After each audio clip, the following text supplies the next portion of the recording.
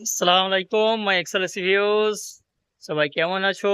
আজকে বৃষ্টি, সকাল থেকে চারিদিকে বৃষ্টি।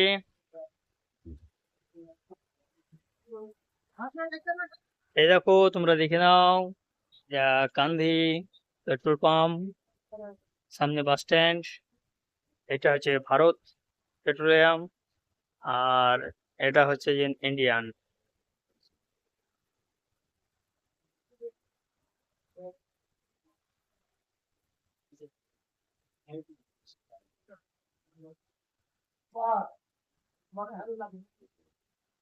এখন এই পেট্রোল পাম্পে যে 200 টাকা তেল ভরবে, সেই একটা করে টুকন পাবে।